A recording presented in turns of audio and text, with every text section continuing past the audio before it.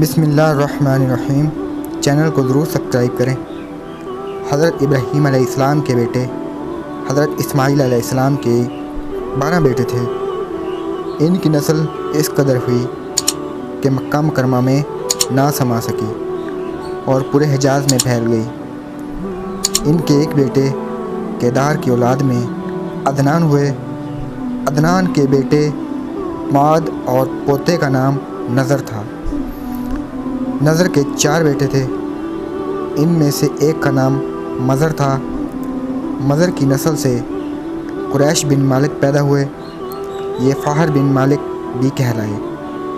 قریش کی اولاد بہت ہوئی، ان کی اولاد مختلف قبیلوں میں بٹ گئی۔ ان کی اولاد میں سے کسی نے اقتدار حاصل کیا۔ کسی کے آگے 3 بیٹے ہوئے، ان میں سے ایک عبد مناف تھے، جن کی اگلی نسل میں ہاشم پیدا ہوئے۔ ہاشم نے مدینہ کے ایک سردار کی لڑکی سے شادی کی۔ ان کے یہاں ایک لڑکا پیدا ہوا، اس کا نام شیبہ رکھا گیا۔ یہ پیدا ہی ہوا تھا کہ ہاشم کا انتقال ہو گیا۔ ان کے بھائی مطلب مکہ کے حاکم ہوئے۔ ہاشم کا بیٹا مدینہ منورہ میں پرورش پاتا رہا۔ جب مطلب کو معلوم ہو گیا کہ جوان ہو گیا ہے تو بھتیجے کو لینے کے لیے خود مدینہ گئے۔ اسے لے کر مکہ مکرمہ پہنچے تو لوگوں نے خیال کیا کہ یہ نوجوان ان کا غلام ہے۔ مطلب نے لوگوں کو بتایا یہ ہاشم کا بیٹا اور میرا بھتیجا ہے۔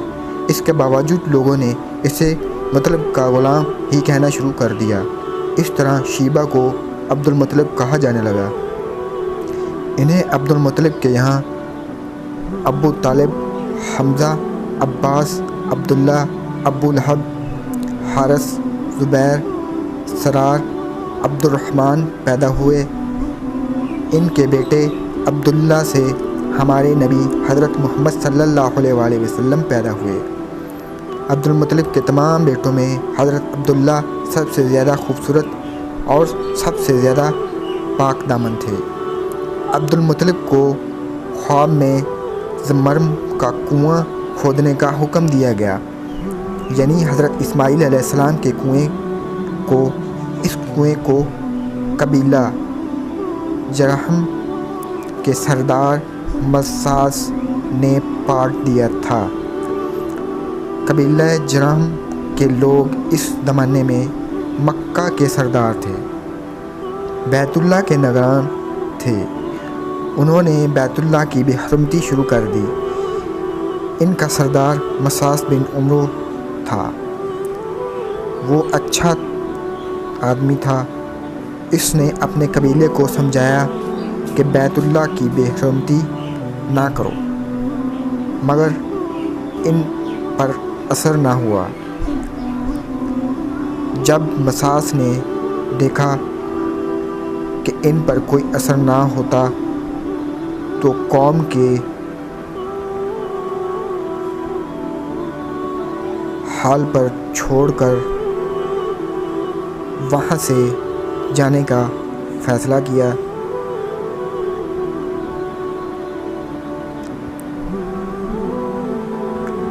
اس نے تمام مال و دولت، تلواریں، اوزاریں وغیرہ خانہ۔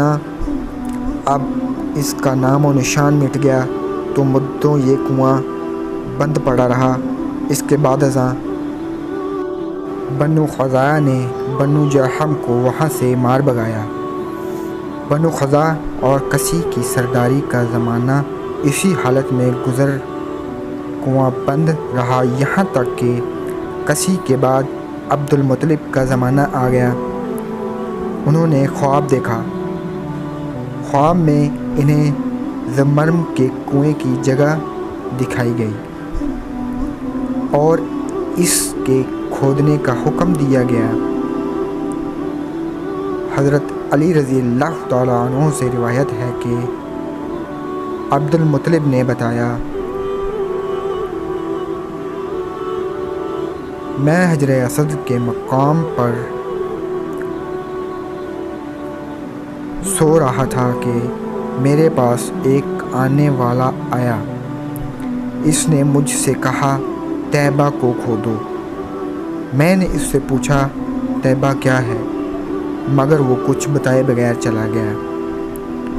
دوسری طرف رات پھر خواب میں وہی شخص آیا، کہنے لگا ممبر کو کھودو۔ میں نے پوچھا برو کیا ہے، وہ کچھ بتائے بغیر چلا گیا۔ تیسری رات میں اپنے بستر پر سو رہا تھا کہ پھر وہ خواب میں آیا۔ اس نے کہا مصنوعہ کھودو۔ میں نے پوچھا مصنوعہ کیا ہے، وہ بتائے بغیر چلا گیا۔